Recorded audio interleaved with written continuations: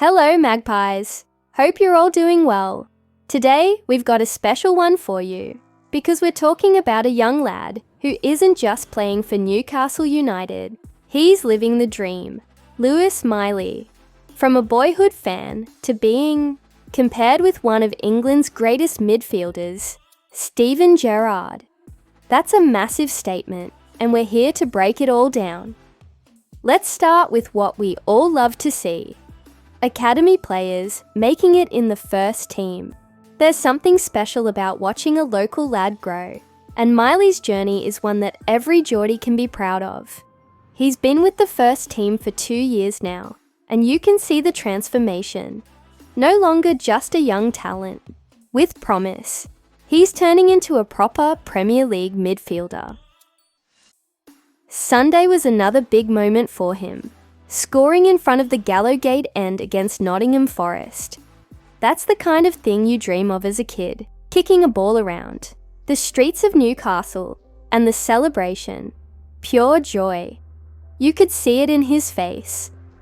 3 goals in a Newcastle shirt now, and it still feels unreal for him. But make no mistake, this lad is no longer just a kid enjoying the ride. He's growing into a serious player, and Eddie Howe sees it too. Now, we all know Howe doesn't throw around compliments lightly, especially with young players. But listen to what he said. Miley can be anything he wants to be. That's not just praise, it's belief. It's confidence that this lad has all the tools to be a Newcastle legend. And then comes the big comparison. Gerrard. That's massive. We've heard plenty of young midfielders being compared to Gerrard over the years. But most of the time, it's just hype. With Miley, it feels different. Howe sees the same physicality, the same ability to drive forward, and now the ability to score goals. His role is still developing, sometimes a number 8, sometimes a number X. But wherever he plays, you can see the potential. Let's not forget, he's only 18. It wasn't long ago that he looked like a boy playing in a men's team, but he held his own in the Champions League against PSG, and he's already making 26 appearances for the club. And this season, he's stronger, fitter, and playing with more maturity. That back injury in March last year slowed him down, but instead of letting it define him, he's come back even better. That's down to hard work. Miley's been grinding behind the scenes, hours in the gym, sessions on the pitch, and support from Newcastle's strength and conditioning team. Bringing in performance director James Bunce in the summer has helped too. The results are there to see. He's taller, quicker, and more dominant in the midfield. But here's the thing, he's still growing. Literally, Howe pointed it out. He looks like a player in his 20s, but he's still going through growth spurts. That means Newcastle need to be careful, manage his workload, and make sure he doesn't pick up unnecessary injuries. It's about long-term success, not just short-term impact. Still, the ceiling for Miley is sky high. Just listen to the pundits. On Match of the Day too, they couldn't stop praising his performance against Forest. The work rate, the composure, the intelligence. It's all there. But Howe knows the job isn't done yet. He'll keep Miley grounded, push him to improve, and make sure he keeps his feet on the ground. That's why, despite all the hype, he might not start every game just yet. With Sandro Tonali back, Miley could find himself rotating more. But that's a good thing. Less pressure, more development, and a chance to keep learning from top quality players around him. Newcastle fans, we've got a special one here.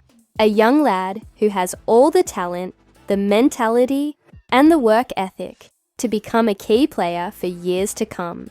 We just need to be patient, support him, and watch him grow. That's all for now, folks. But we're not done yet. In part 2, we've got big transfer news about a Wonderkid who could be on his way to Newcastle this summer. Stay tuned and let me know if you're ready for the next part. Alright, Magpies, let's dive into part 2 because we've got some exciting transfer news to talk about. It looks like Newcastle United are on the verge of making their first signing of the summer, and it's a big one. Spanish Wonderkid. Antonio Cordero, better known as Antonito, is closing in on a move to St. James Park. This lad is highly rated, and if all goes to plan, he could be wearing black and white very soon. Now let's break this down. Antonito is just 18 years old, but he's already making waves in Spanish football. He's been playing in the second division with Malaga, and this season, he's racked up 4 goals and 6 assists in 26 league appearances. Not bad at all for someone his age, right? Those numbers have caught the attention of some of the biggest clubs in Europe, including Arsenal and Manchester City. But it looks like Newcastle are leading the race, and for good reason. The Magpies have moved fast. While other clubs have been watching from a distance, Newcastle have taken action. Reports suggest that Antonito's family has already travelled to England, visiting Newcastle's facilities and meeting with club officials.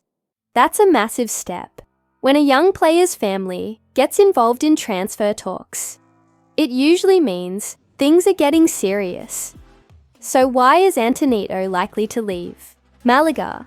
Well, it comes down to his contract situation. His current deal expires in June, and Malaga have been trying hard to get him to stay. They've offered him a new contract, not once, but twice. The first offer was rejected because it wasn't financially good enough. They came back with a better one, but there were still concerns about his release clause compared to his wages.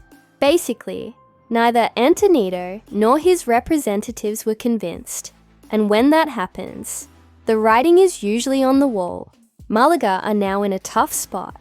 If he doesn't sign a new deal, they'll lose him for free in the summer.